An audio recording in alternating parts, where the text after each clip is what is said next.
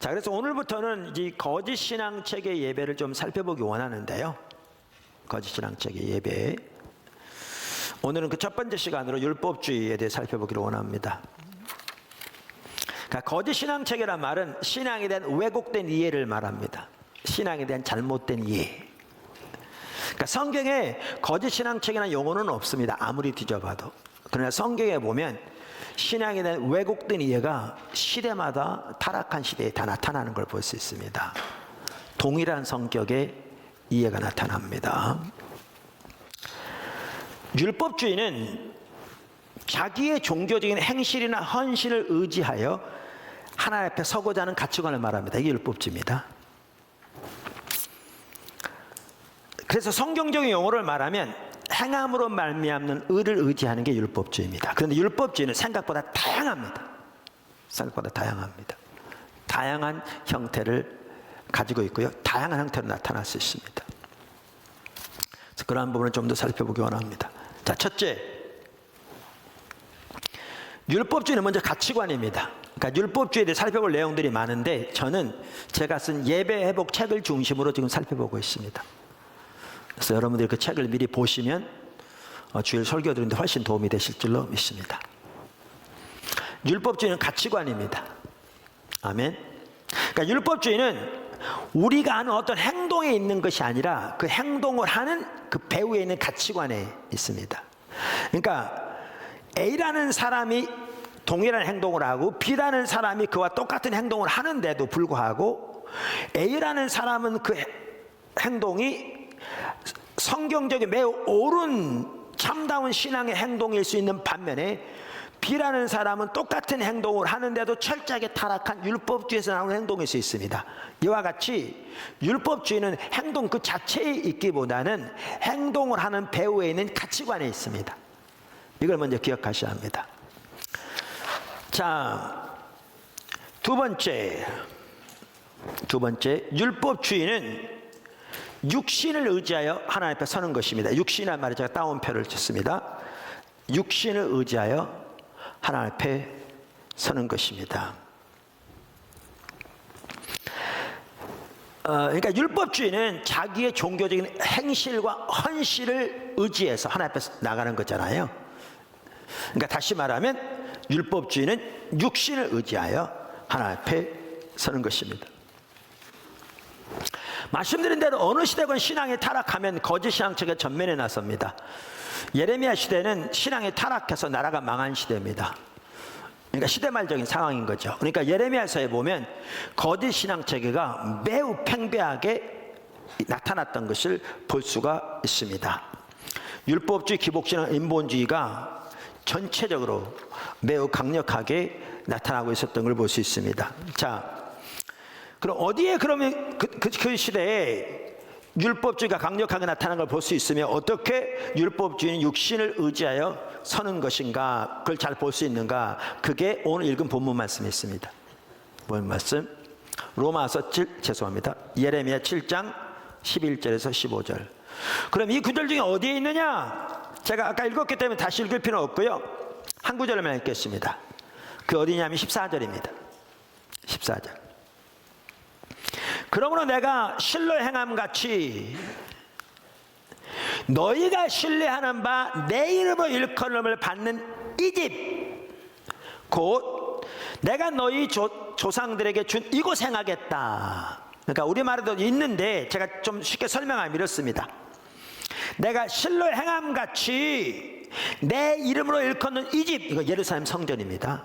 예루살렘 성전, 즉 너희와 너희 조상들에게 준 이 예루살렘 성전, 이 성전에 행하겠다 이렇게 말하는 겁니다. 근데 이 성전에 행하겠다 그러면서 성전을 뭐라고 표현하고 있는가 하면 너희가 신뢰하는 이 성전에 행하겠다.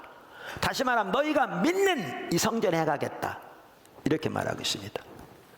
여러분 영어 성경들을 보시면 대부분 다 그렇게 표현하고 있고요.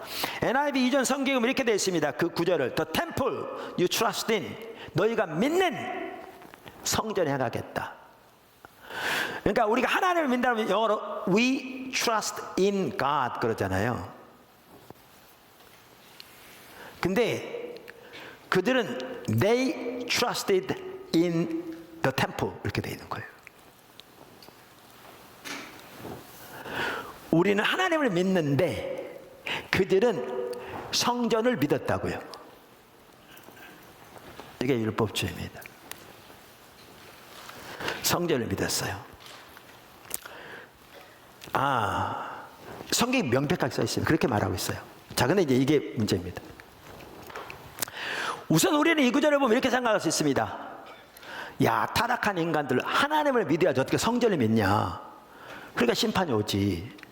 이렇게 생각할 수 있습니다. 아마 바리새인들도 이 구절을 읽을 때 그렇게 생각했을 겁니다. 근데 우리는 하나님 믿습니까? 교회를 믿습니까? 여러분은 오늘날 교회에게 예배드리러 왔습니까? 하나님께 예배드리러 왔습니까?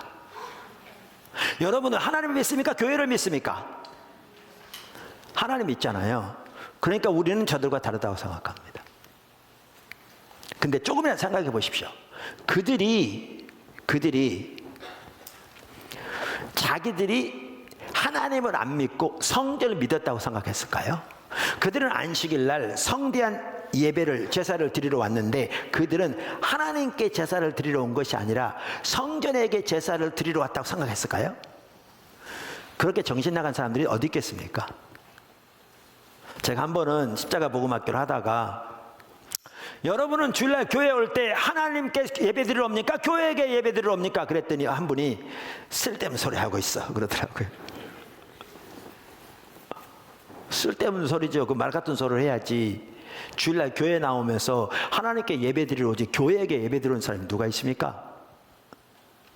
그러니까 우리는 다 그렇게 생각하니까 이들과는 다르다고 생각하다고요. 근데 그럼 그들은 자기들이 성전을 믿는다고 생각했겠냐 그 말이에요. 그들은 안식일에 성대한 제사를 드릴 때 그들은 하나님께 드리는 것이 아니라 성전에게 드린다고 생각했겠냐 그 말이에요. 저는 그들이 전혀 그렇게 안 했을 거라고 생각하죠. 왜? 정신병자 아닌 이상이야 누가 그렇게 생각하겠습니까? 자, 그런데 하나님은 지금 뭐라고 계시냐는 거죠. 하나님은 그들이 하나님을 믿는다고요? 성전을 믿는다고요? 성전을 믿는다고요. 말씀드렸잖아요. 우리가 영어로 하나님 믿는다 그러면 We trust in God 이런다니까요. 근데 여기에 보면 뭐라고 되어 있냐? They trust in the temple 이렇게 돼. 하나님 자리에 성전이 들어가 있는 거죠.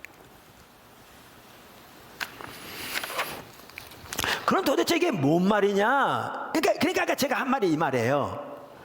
아까 나중에 보면 예수님 당시 종교 지도자들은 나중에 보시면 알지만 예레미야 시대와 정확하게 똑같은 상태에 있었습니다. 정확하게. 그러니까 이 구절에서 하나님이 말씀하신 바가 무슨 뜻인지를 그들이 알았더라면 자기들의 상태를 보았을 겁니다. 근데 그들은 영적인 눈이 어두워져서 하나님이 이렇게 말씀하셨을 때 이 의미가 무슨 말인지를 전혀 몰랐기 때문에 이 모습이 자기 모습인 것은 전혀 깨닫지 못했습니다. 그리고 그들은 어떻게 생각했느냐? 성경에 이렇게 써 있으니까 자기 조상들은 하나님을 안 믿고 성전을 믿었으니까 그렇게 타락했으니까 심판이 오는 건 너무나 당연하지만 자기들은 당연히 하나님 믿으니까 저들과 다르다고 생각한 거죠. 똑같은 상태에 있는데 왜? 이 말이 뭔 말인지를 모르니까. 영적인 분별력이 어두워지니까. 이게 문제인 거죠. 이게 문제인 거죠. 이건 오늘날도 마찬가지입니다. 근데 이게 문제라니까요. 아까 저는 이렇게 생각합니다. 여러분 다르게 생각하시면 좋아요. 저 이렇게 생각합니다. 하나님이 예레미야서에 뭐라고 하냐면 내가 실로의 행함같이 이곳 행하겠다. 너희가 믿는 이 집 행하겠다 이랬는데 실로의 행함같이 이렇게 말씀하셨다는 얘기는 저는 이렇게 받아들입니다. 그 당시 예레미야 시대 사람들은 실로에서 무슨 일이 있었던 것을 알고 있었던 게 분명합니다. 왜냐하면 이걸 몰랐다면 이들에게 이 말한 의미가 없는 거죠. 전혀 모르는 얘기인데. 이들에게는. 그러니까 알고 있었다고 저는 생각합니다. 그럼 이렇습니다. 그럼 그들이 만약 알고 있었다면 지금 보시면 뭐가 있냐면 이 실로에 있었던 일이나 이들이나 정확하게 똑같은 상태에 있습니다. 영적으로. 하나님을 버린 상태고 버린 상태에서 하나님을 알고 존재를 사랑하는 그래서 하나님의 길로 향하며 하나님의 목적을 보고 온 사람으로 동참하는 삶을 사는 것이 신앙의 본질인데, 그리도 돌아온 것이 하나님께 돌아오는 건데, 그게 해결책인데 하나님 버렸다는 사실도 인식하지 못하니까 돌아갈 생각도 하지 못할 뿐만 돌아간다는 말이 무슨 뜻인지 모르는, 그러면서 종교적인 의식만 하면 될 것처럼, 모양은 그때는 언약궤였고 지금은 성전 예배라면 겉으로 나타나는 모양은 틀릴지 모르지만 가치관은 정확하게 똑같은 겁니다. 둘이. 뭔 얘기 보이세요? 똑같은 겁니다. 그러면 이 예레미야 사람들이 실로에서 일어났던 일이 이게 무슨 말이었던 걸 알았더라면 이게 자기들의 문제인 걸 보았을 텐데, 뭔 얘기 하세요? 이게 자기들의 문제라는 걸 깨닫고 하나님께 돌이킬 수 있었을 텐데, 이들은 실로 때 잘못된 걸 잘 알죠. 성경에 써있거나 그 당시에는 그것이 하나님의 말씀으로 인정되고 있었기 때문에. 그 시대는 사람들이 타락해서 언약궤를 믿었기 때문에 하나님의 심판이 왔다고. 아니, 하나님으로 우리를 구원하게 하자 그래야지 어떻게 언약궤로 하여금 우리를 구원하게 하자 그렇게 말하냐. 그렇게 타락하니까 심판을 당했지 이렇게 말했을지 몰라도 그들은 똑같은 일을 하면서도 모르는 거죠. 이게 눈이 멀어지면 그렇습니다. 이뿐만이 아닙니다. 자, 보실래요? 자, 예수님 시대 바리새인들, 예수님께서 마가복음 그 11장에 보면요, 예루살렘 성전에 들어가셔서 그들이 드린 예배를 견뎌하지 못하시고 짐승을 쫓아내시고 동전 바꾸는 거 엎어버리셨습니다. 그러면 17절에 이렇게 말씀하십니다. 이에 가르쳐 이르시되 기록된 바 내 집은 만민이 기도하는 집이라 칭함을 받으리라고 하지 아니하였느냐. 너희는 강도의 소굴로 만들었도다. 하나님의 성전을 강도의 소굴로 만들었도다 그랬어요. 근데 그구들이 어디 나온 줄 아십니까? 여러분 아까 본문 말씀 보셨습니까? 예레미야 7장 11절에 뭐라고 되어 있냐면, 내 이름으로 일컬음을 받는 이 집이 너희 눈에는 도둑의 소굴로 보이느냐, 이렇게 말함으로써 예레미야 시대나 바리새인들이 그들의 예배에 대해서 정확하게 똑같은 상태에 있었던 걸 볼 수 있습니다. 그래요, 안 그래요? 정확하게 똑같은, 정확하게 율법주의적인 가치관 보면, 그러니까 그들이 하나님을 아는데 철저히 떠나 있었습니다. 그들은 하나님에 관한 성경적인 지식, 교리적인 지식을, 인격적인 하나님을 아는 것을 대체해버린 율법주의에 빠져 있었습니다. 그러니까 그 시대랑은 하나님의 목적을 전혀 알지 못했습니다. 그들의 삶은 철저하게 하나님의 법을 버린 상태에 있었습니다. 그러니까 하나님은 그들의 시대가 이사야 시대, 호세아 시대와 똑같다고 말씀하셨습니다. 하나님 버린 시대, 심판이 나가고 있었습니다. 실제로 그들의 시대의 나라가 망했습니다. 그래서 그들의 경우에는 예배도 타락했었습니다. 타락할 수밖에 없습니다. 신앙과 예배와 삶은 같이 간다니까요. 근데 어떻게 타락했었느냐? 예레미야 시대와 똑같이 타락했었습니다. 그러니까 예수님이 인용하신 말씀이 예레미야서를 지금 인용하고 계십니다. 엘리 시대에 일어난 일과 예레미야 시대에 일어난 일과 예수님 시대 종교 지도자가 일어난 일이 성격적으로 똑같습니다. 근데 바리새인들은 엘리 시대가 잘못된 건 압니다. 성경이 써 있으니까. 그 당시에 성경이 다 기록되어 있으니까. 예레미야 시대가 잘못된 것도 압니다. 그들이 성전을 의지했구만. 아니, 하나님을 믿어야죠. 성전을 믿냐 이랬겠죠. 근데 그들이 정확하게 똑같은 일을 하면서도 이게 자급의 모습인 것을 전혀 몰랐습니다. 그러니까 돌이킬 수가 없었습니다. 왜? 눈이 멀었기 때문에. 근데 그렇게 보면 오늘날 너무너무 심각합니다. 근데 왜 성경을 읽으면서도 그게 내 모습인 걸 전혀 모르는가? 눈이 가렸기 때문에 그러는 겁니다. 여러분, 종교적인 의식으로 따지면요, 바리새인들은 우리보다 훨씬 뛰어났습니다. 그들은 규정들로 따지면 613가지로 성경에 나온 율법들을 요약해서 하부 규정까지 따지면 2000가지에 대한 규정들을 다 외우고 다 행했습니다. 오늘날은 기껏 해봐야 몇 가지, 성수주의 11조 그거 잘하면 신앙생활 잘한다고 생각합니다. 그리고 그거 잘하면 복 줄 거라고 생각하는. 그리고 그거 잘하면 하나님의 기도 응답해주고 문제 해결해주고.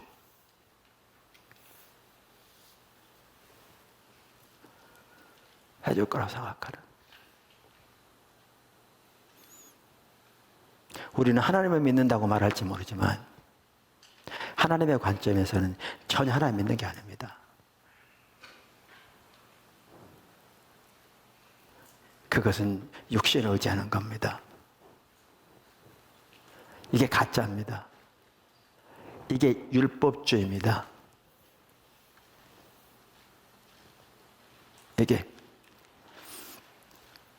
그러면 사람들 혼동되는데 주일날 예배드리는 게 안 중요하냐? 아니라니까요.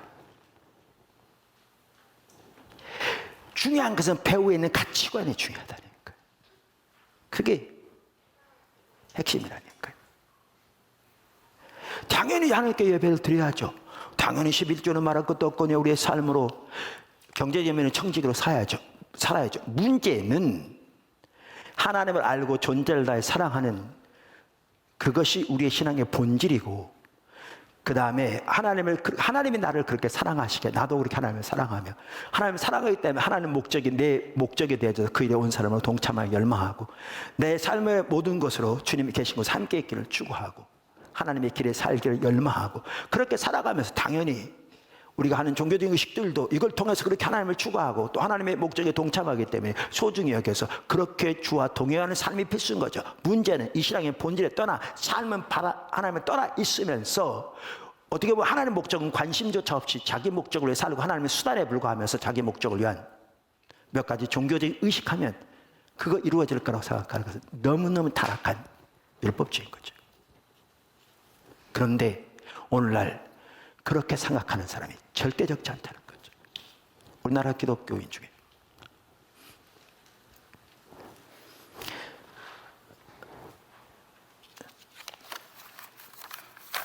이와 같이 율법주의는 육신을 의지하는 겁니다.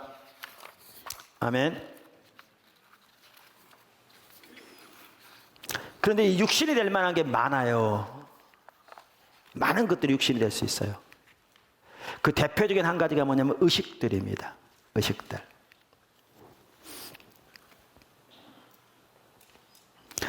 그러니까 신앙의 본질과 의식을 올바로 이해하는 게 우리의 모든 신앙에서 매우 중요하다고 말씀드렸잖아요. 그러니까 반복적으로 살펴본 내용이죠. 우리 신앙의 본질은 무엇보다 하나님과 친밀한 교제고 하나님의 행하심을 온 사람으로 동참하는 삶입니다. 그 신앙의 본질은 하나님 중심적인 삶과 정확하게 같이 가죠. 그게 성경이 말하는 신앙입니다. 신학적인 관점에서 말하자면 철저하게 말씀의 토대에서 오직 은혜, 오직 믿음, 오직 십자가, 오직 성령의 삶을 통해 하나님을 그렇게 알고 사랑하기를 추구하며 하나님의 행하심을 보고 온 사람을 동참하며 삶을 살기를 추구하는 삶이 우리 신앙의 핵심이요 본질입니다. 이 삶을 살 때 너무나 놀라운 하나님의 살아있는 생명의 실제적인 역사가 우리 삶 속에 함께합니다. 진정으로 행복하고 진정으로 정말 주님과 동행하는 삶이 우리에게 축복이고 은혜죠. 그런데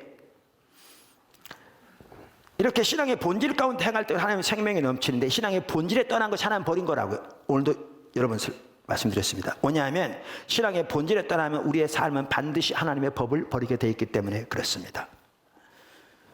자, 그래서 신앙의 본질에서 떠나 있으면서 하나님께 드리는 종교적인 의식 아무런 의미가 없는 거죠. 하나님은 우리의 돈을 원하는 게 아닙니다. 우리의 봉사를 원하는 게 아니고 근본적으로 우리 자신을 원하십니다.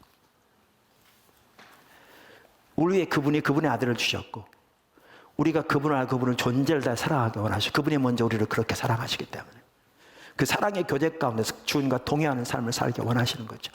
그리고 그렇게 주님을 사랑하기 때문에 주님의 목적이 이루어지도록 우리에게 주신 것으로 기쁨으로 주의 나라에 드리는 거죠. 예수님이 그러셨던 것처럼 하나님 뜻이 이루어지면 그것으로 충분해서 그래서 아버지 행하시는 걸 보고 그것을 마치는 것을 자신의 양식으로 하신 거죠. 그게 우리 신앙이죠. 내 신앙의 본질에 떠나면 이와 같이 하나님을 버린 거고 그런데 그래서 심판이 오는 거죠. 그런데 여기는 살펴볼 게 그거죠. 의식이 본질을 대체해버린 것이 율법주의죠. 왜 이사야 시대건 바리새인들은 자기들 하나님 버린 걸 몰랐느냐? 의식이 본질을 대체해버렸기 때문에. 무슨 말이냐면 우리 신앙은 이렇게 하나님과 친밀한 교제고 그 교제를 위해 의식은 중요한데, 의식은 수단인데, 그래서 의식이 아무리 많아도 하나님과 친밀한 교제에 떠나 삶은 철저하게 하나님 버리는 상태에 있으면 하나님 버린 건데, 오히려 심판이 많은 건데, 이렇게 하나님 떠나면 영적인 눈이 가로해져서 신앙에 대한 이해가 달라지는데, 달라진 대표적인 게 하나 뭐냐면 종교적인 의식 잘하는 것이 신앙생활 잘하는 걸로 전락해버린 거죠. 의식을 잘하는 게 중요한 뭐죠? 의식을 잘하는 게 중요하지 않다는 얘기가 아니라, 자, 주님과 친밀한 교제 가운데 신앙의 본질 가운데 사는 사람들은 당연히 의식을 잘하게 돼 있어요. 근데 의식 잘하는 게 신앙생활 잘하는 건 아니에요. 바리새인들은 의식은 누구보다 뛰어났지만 철저하게 하나님 버린 상태에 있었어요. 그런데 하나님 버린 것을 몰랐어요. 왜 몰랐느냐? 신앙에 대해 이해가 달라져서 의식 잘하는 그 자체가 신앙생활 잘하는 걸로 바뀌어버렸기 때문에. 의식이 본질을 대체해버린, 그걸 다른 말로 하면 의식을 의지하여 하나님 앞에 서는 율법주의. 그러니까 엘리 시대건 예레미야 시대건 바리새인들이건 말라기 시대건 이사야 시대건 그들이 하나님 버렸으면서도 몰랐던 이유가 나름대로 종교적인 의식들을 하고 있었기 때문에요. 그리고 그들은 의식 잘하는 그 자체가 신앙생활 잘하는 걸로 왜곡된 이해를 가지고 있었기 때문에. 율법주의. 근데 너무나 심각하게 오늘날 이러한 왜곡된 이해가 한국교회 가운데 너무너무 팽배한 거죠.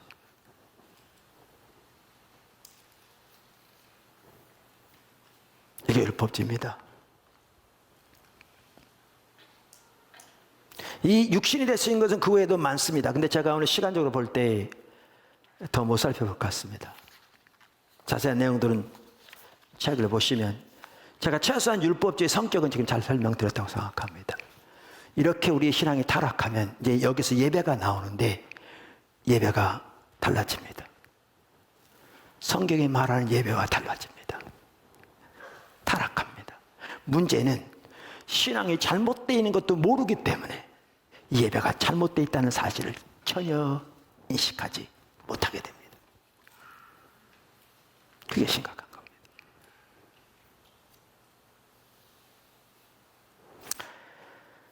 하나님께서 우리에게 자비를 베푸셔서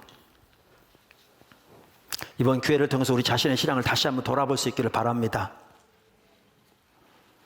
그리고 정말 하나님이 기뻐하신 자리로 나아가고 우리의 삶이, 우리의 신앙이, 그리고 우리의 예배가, 그래서 우리의 예배도 우리의 삶도 하나님 앞에 더 세워지고, 그러니까 광고 시간 나눈 것처럼 주님 앞에 더 가까이 나아가며 이렇게 주님 찾는 것이 하나의 이번 기회를 통해서 습관이 되어지고 오히려 큰 유익이 되어지는 그 주님 앞에 한 단계 더 가까이 나아가는 저와 여러분이 되기를 주님으로 축원합니다.